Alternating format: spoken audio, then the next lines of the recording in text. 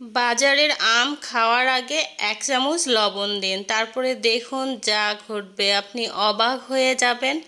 লবণ দিলে কি হবে? আসলে বাজারে এখন প্রচুর আম, চারদিকে আম, লিচু, এসব সিজনাল ফল কিন্তু চারদিকে ভরপুর। আমরা কিন্তু কাঁচা পাকা সব ধরনের আমই এখন কিনবো। আর ছোট থেকে বড় সবাই কিন্তু এই আমটা খাবো। না জানতে আমরা আমাদের কতটা ক্ষতি করে ফেলেছি আমরা হয়তো নিজেও বুঝতে পারছি না। ভিডিওটি পুরো দেখলে আপনারা বুঝতে পারবেন।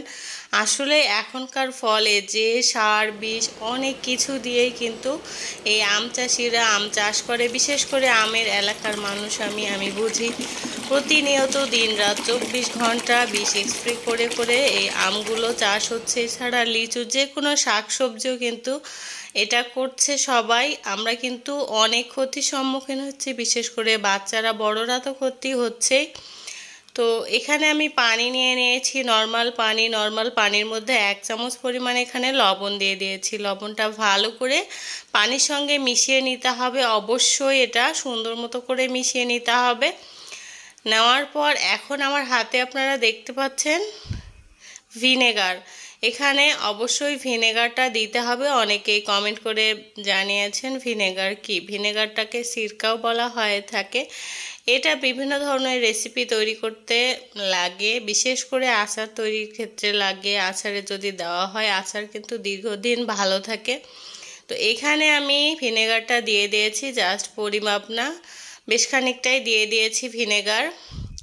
তো এভাবে করে ভিনেগার দেওয়ার পর আমি আবারও ভালো মতো করে এটা মিশিয়ে নিচ্ছি। লবণ, ভিনেগার এবং পানিটা যাতে ভালোভাবে মিশে যায় সেদিকে খেয়াল রাখতে হবে।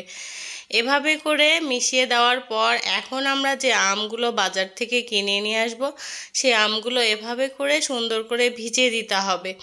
এভাবে করে ভিজিয়ে দিলে আপনারা অনেক বড় সমস্যা থেকে বেঁচে যাবেন। আপনাদের জীবন মরণ প্রশ্ন হতে পারে, অনেক ধরনের জটিল সমস্যার সম্মুখীন হতে পারেন, সেটা থেকেও বেঁচে যাবেন।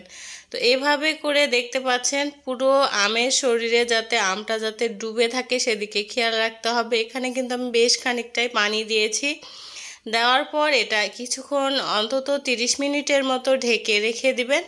দেওয়ার পর আপনারা আম বাজার থেকে নিয়ে আসলে এভাবে করে তুলে তারপরে ছুলে খাবেন, তাহলে আপনাদের শরীরের কোনো ক্ষতি হবে না। এই ফরমালিন, সার, বিষ এগুলোর ফলে আমাদের শরীরে মারাত্মক ক্ষতি হচ্ছে।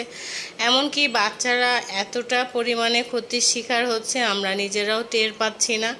তো এভাবে করে যে কোনো ফল বাজার থেকে নিয়ে আসার পর যদি ভিজিয়ে রাখা হয় তাহলে কিন্তু অনেকটা ফরমালিন মুক্ত, সার বিষ মুক্ত থাকে। সবাই ভালো থাকবেন। আল্লাহ হাফেজ।